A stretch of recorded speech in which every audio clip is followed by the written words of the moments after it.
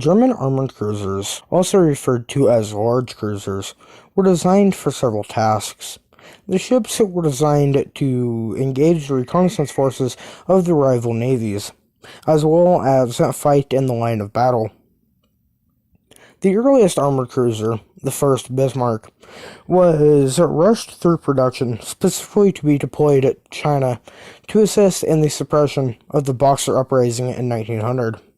Subsequent armored cruisers, with the exception of the two Scharnhorst-class ships, served within the fleet in the reconnaissance force.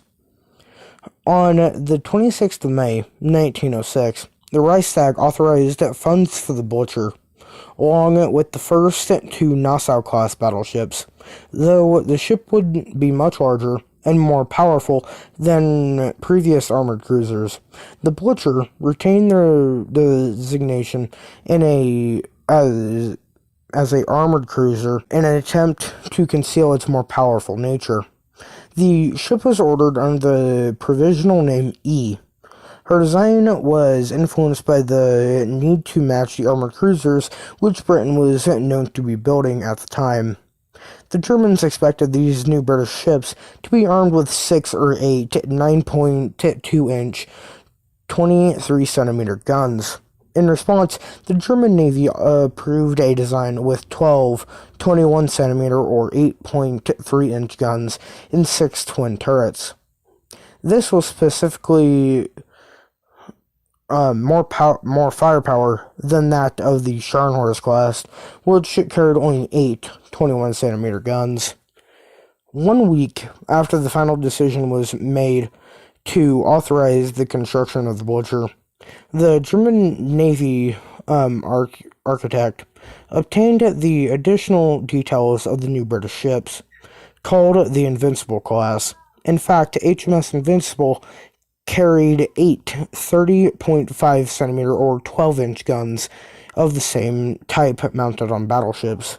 It was sooner recognized that these ships were a new type of warship, which eventually came to be classified as the battlecruiser. When the details of the Invincible-class came to light, it was too late to redesign Blücher, and there were no funds for a redesign, so work proceeded as scheduled.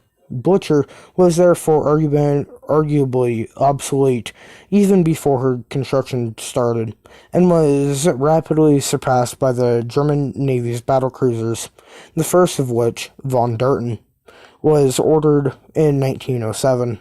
Despite this, Blücher was typically deployed with the German battlecruiser squadron. Before we continue with this video, I ask you to please hit the subscribe button and ring the notification bell so you don't miss out on any future content. Now, let's continue with the video. Blücher was 528 feet, 7 inches long at the waterline, and 530 feet, 10 inches long overall. The ship had a beam of 80 feet, 5 inches, and with the anti-torpedo nets mounted along the sides of the ship, the beam increased to 84 feet, 1 inch.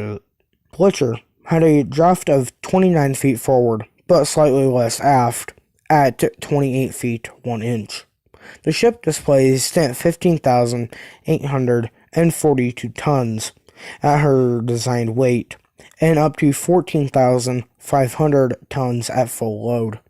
Her hull was constructed with both traverse and longitudinal steel frames, and she had 13 watertight compartments and a double bottom that ran for approximately 65% of the length of the hull.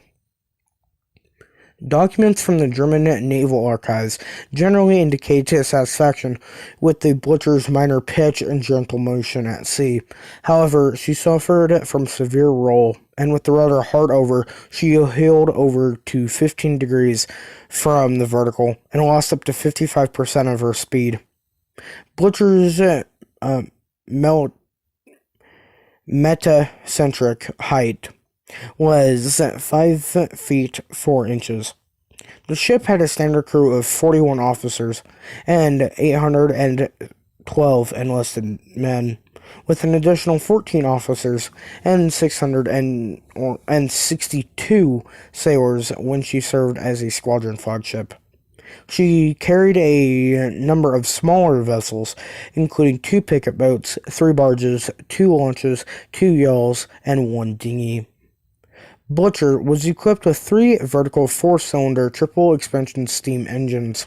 Each engine drove a screw propeller, the central screw being 17 feet 5 inches in diameter, while the outer 2 screws were slightly larger, at 18 feet 4 inches in diameter. The ship had a single rudder with which to steer. The 3 engines were segregated in individual engine rooms. Steam was provided by 18 coal-fired marine-type water tube boilers, which were also divided into 3 boiler rooms. Electrical power for the ship was supplied by 6 turbo generators that provided up to 1,000 kilowatts, rated at 225 volts. The ship had a design maximum speed of 24.5 knots, but during her trials, she achieved 25.4 knots. The ship was designed to carry 900 tons of coal, which, though voids in the hull, could be used to expand the fuel supply to up to 2,510 tons of coal. She provided a cruising radius of 6,600 nautical miles at a cruising speed of 12 knots. At a speed of 18 knots, her range was cut down to 3,250 nautical miles. The highest power ever achieved by a reciprocating engine warship was the 37,799 indicated power horse produced by Blücher on her trials in 1909. Blücher was equipped with 12 21-centimeter, 8.3-inch SKL-45 quick-firing guns and 6 twin mounts. 1 pair fore and 1 pair aft, and 2 pairs in wing turrets on each side of the superstructure. The guns were supplied with a total of 1,020 shells, or 85 rounds per gun. Each shell weighed 108 kilograms, or 238 pounds, and was 31 centimeters, or 24 inches in length. The guns could be depressed to -5 degrees and elevated to 30 degrees, providing a maximum range of 19,100 meters, or 20,900 yards. Their rate of fire was 4 to 5 rounds per minute. The ship had a secondary battery of 8 15-centimeter, 5.9-inch quick-firing guns mounted in MPL CO6 casemates. 4 centered amidships on either side of the vessel. These guns could engage targets out to 13,500 meters, or 14,800 yards. They were supplied with 1,320 rounds for 165 shells per gun, and had a sustained fire rate of 5 to 7 rounds per minute. The shells were 45.3 kilograms, or 99.9 pounds, and were loaded with a 13.7 kilogram, or 30.2 pound RPC-12 propellant charge in a brass cartridge. The guns fired at a muzzle velocity of 835 meters, or 2,740 feet per second, and were expected to fire around 1,400 shells before they needed to be replaced. Blücher was also armed with 16 8.8 centimeter, 3.5 inch SKL 45 quick-firing guns placed in both casemates and pivoted mounts. 4 of these guns were mounted in casemates near the bridge, 4 in casemates in the bow, another 4 in casemates at the stern, and the remaining 4 were mounted in pivot mounts in the rear superstructure. They were supplied with a total of 3,200 rounds, or 200 shells per gun, and could fire at a rate of 15 shells per minute. Their high explosive shells weighed 10 kilograms, or 22 pounds, and were loaded with a 3 kilogram, 6.6 pound RPC 12 propellant charge. These guns had a life expectancy of around 7,000 rounds. The guns had a maximum range of 10,700 meters, or 11,700 yards. Blücher was also equipped with 4 45 centimeter or 17.7 inch torpedo tubes. One was placed in the bow, one in the stern, and the other 2 were placed on the broadside, all below the waterline. The ship carried a total of 11 torpedoes. The torpedoes carried a 110 kilogram or 240 pound warhead and had 2 speed settings, which affected the range. At 32 knots, the weapon had a range of 2,000 meters or 2,200 yards, and at 36 knots, the range was reduced to 1,500 meters or 1,600 yards. As with other German capital ships of the period, Blücher was also equipped with corrupt cemented armor. The armor deck was between 5 to 7 centimeters in thickness. More important areas of the ship were protected with thicker armor, while less critical portions of the deck used the thinner armor. The armor belt was 18 centimeters thick in the central portion of the ship, where propulsion machinery and ammunition magazines and other vitals were located, and tapered to 8 centimeters in less important areas of the hull. The belt tapered down to 0 at either end of the ship. Behind the entire length of the armor belt was an additional 3 centimeter of teak. The armored belt was supplemented by a 3.5 centimeter torpedo bulkhead, though this only ran between the forward and rear centerline gun turrets. The forward conning tower was the most heavily armored part of the ship.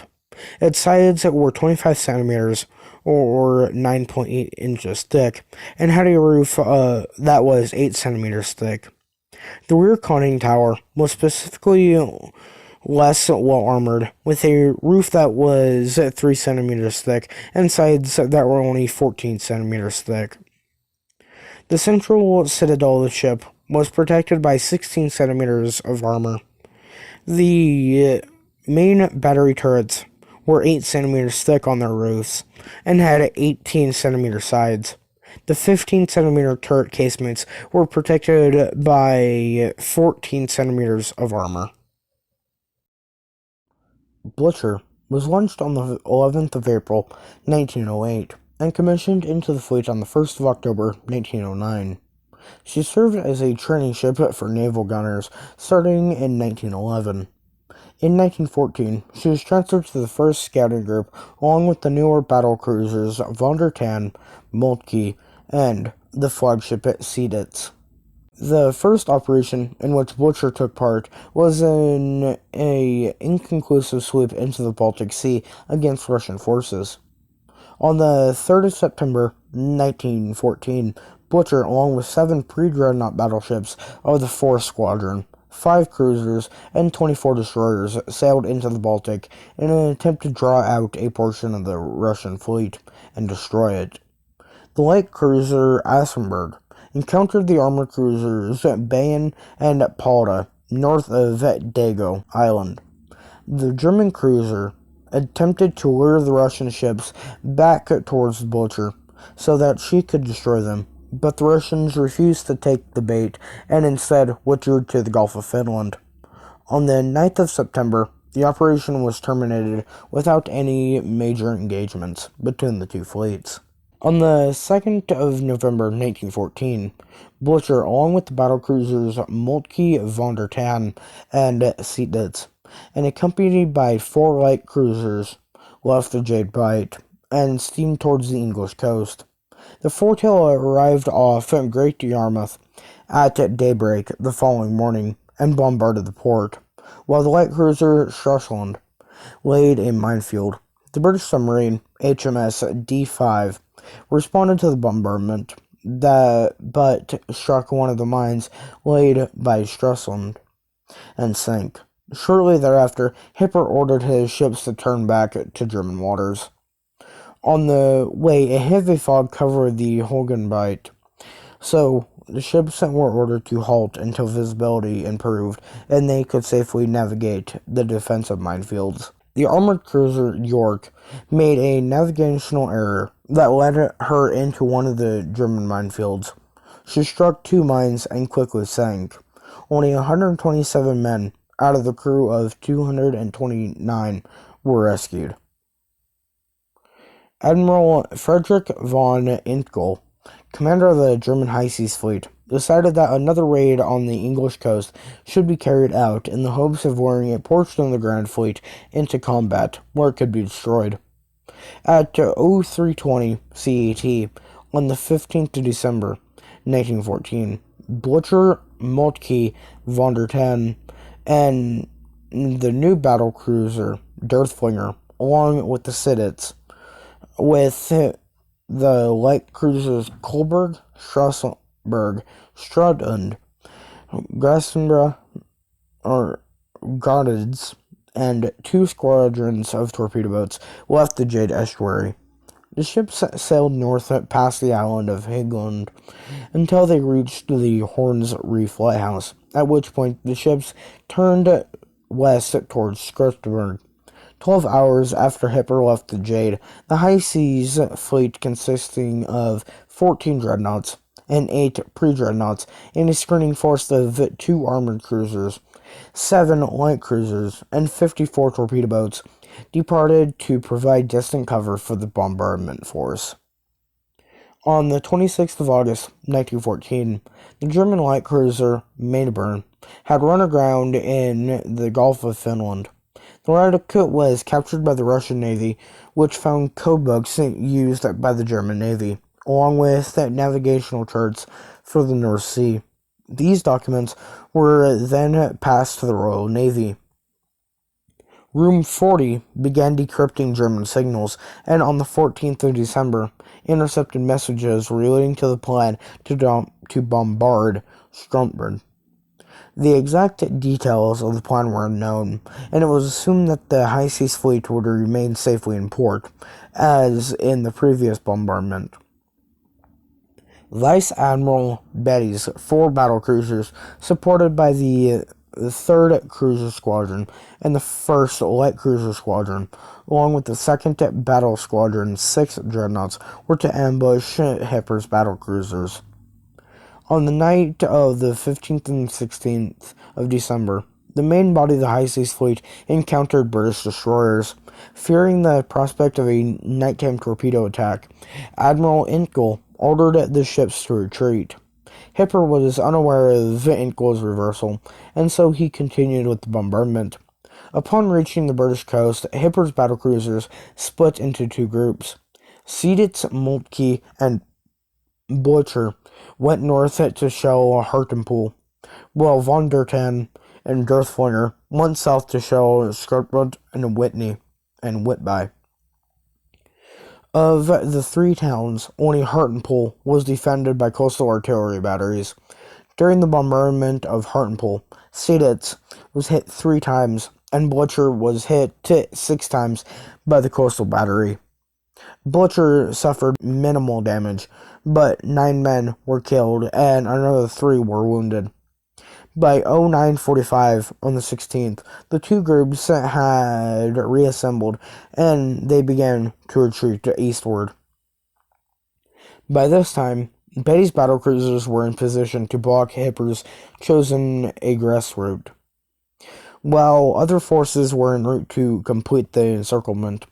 At 12:25, the light cruisers of the 2nd Scouting Group began to pass through the British forces searching for Hipper. One of the cruisers in the 2nd Light Cruiser Squadron spotted Stralsund and signaled a report to Beatty. At 13:30, Beatty turned his battlecruisers towards the German ships. Beatty presumed that the German cruisers were the advanced screen of Hipper's ships, but the battlecruisers were some 30 kilometers ahead. The 2nd Light Cruiser Squadron, which had been screening for Beatty's ships, detached to pursue the German cruisers. But a misinterpreted signal from the British battlecruisers sent them back to their screening positions. This confusion allowed the German light cruisers to escape and alerted Hipper to the location of the British battlecruisers. The German battlecruisers wheeled to the northeast of the British forces and made good their escape. Both the British and the Germans were disappointed that they failed to effectively engage their opponents. Admiral Intgel's reputation suffered greatly as a result of his timidity. The captain of Moltke was furious. He stated that Intgel had turned back because he was afraid of 11 British destroyers, which could have been eliminated. Under the present leadership, we will accomplish nothing. The official German history criticized Intgel for failing to use his light forces to determine the size of the British fleet, stating, "He decided on a measure which not only seriously jeopardized his advanced forces off the English coast, but also deprived the German fleet of a signal and certain victory." In early January of 1915, the German Navy Command found out that British ships were conducting reconnaissance in the Dogger Bank area. Admiral Intgel was initially reluctant to attempt to destroy these forces because the 1st Scouting Group was temporarily weakened while von der Tandt was in dry dock for periodic maintenance. Counter-Admiral Richard Eckermann, the Chief of Staff of the High Seas Fleet, insisted on the operation, and so Intgel relented the order and ordered Hipper to take his battlecruisers to the Dogger Bank. On the 23rd of January, Hipper sortied with Seyditz in the lead, followed by Moltke, Dirtflinger, and Blücher, along with light cruisers Gonitz, Rostock, Stralsund, and Kolberg, and 19 torpedo boats from the 5th Flotilla and the 2nd and 18th half flotillas. Gonitz and Stralsund were assigned to the forward screen, while Kolberg and Rostock were assigned to the starboard and port, respectively. Each light cruiser had a half flotilla of torpedo boats attached. Again, interception and decryption of German wireless signals played an important role. Although they were unaware of the exact plans, the cryptographers of Room 40 were able to deduce that Hipper would be conducting an operation in the Dogger Bank area. To counter it, Beatty's 1st Battlecruiser Squadron, Rear Admiral Gordon Moore's 2nd Battlecruiser Squadron, and Commodore William Goodenough 2nd Light Cruiser Squadron were to rendezvous with Commodore Regent Tarwitz Hartwich Force at 0800 hours on the 24th of January, approximately 30 nautical miles north of Dogger Bank. At 08:14, Kolberg spotted the light cruiser Aurora and several destroyers from the Hartwich Force. Aurora challenged Kolberg with a searchlight, at which point Kolberg attacked Aurora and scored 2 hits. Aurora returned fire and scored 2 hits on Kolberg in retaliation. Hipper immediately turned his battlecruisers towards the gunfire, when, almost simultaneously, Strelson spotted a large amount of smoke to the northwest of her position. This was identified as a number of large British warships steaming towards Hipper's ships. Hipper later remarked, "The presence of such a large force indicated the proximity of further sections of the British fleet, especially as wireless interceptions revealed the approach of the 2nd Battlecruiser Squadron. They were also reported by Blücher at the rear of the German line, which had opened fire on a light cruiser and several destroyers coming up from the stern. The battlecruisers under my command found themselves in view of the prevailing east-northeast wind in the windward position, and so in an unfavorable situation from the onset. Hipper turned south to flee, but was limited to 23 knots, which was Blücher's maximum speed at the time. The pursuing British battlecruisers were steaming at 27 knots, and quickly caught up to the German ships. At 09:52, Lion opened fire on Blücher from a range of approximately 20,000 yards. Shortly after, Princess Royal and Tiger began firing as well. At 10:09, the British guns made their first hit on Blücher. 2 minutes later, the German ships began returning fire, primarily concentrating on Lion, from a range of 18,000 yards. At 10:28, Lion was struck on the waterline, which tore a hole in the side of the ship and flooded a coal bunker. At around this time, Blücher scored a hit with a 21-centimeter shell on Lion's forward turret. The shell failed to penetrate the armor, but had concussion effect and temporarily disabled the left gun. At 10:30, New Zealand, the 4th ship in Beatty's line, came within range of Blücher and opened fire. By 10:35, the range had closed to 17,500 yards, at which point the entire German line was within the effective range of the British ships. Beatty ordered his battlecruisers to engage their German counterparts. By 1100 hours, Blücher had been severely damaged after being pounded by numerous heavy shells from the British battlecruisers. However, the 3 leading German battlecruisers, Seyditz, Derthlinger, and Moltke, had concentrated their fire on Lion and scored several hits. 2 of her 3 daimios were disabled and the port side engine room had been flooded. At 11:48, Indomitable arrived on the scene and was directed by Beatty to destroy the battered Blücher, which was already on fire and listing heavily to port. One of the ship's survivors recounted the destruction that was being wrought. The shells bore the way even to the stockhold. The coal in the bunkers was set on fire. Since the bunkers were half emptied, the fire burned merely.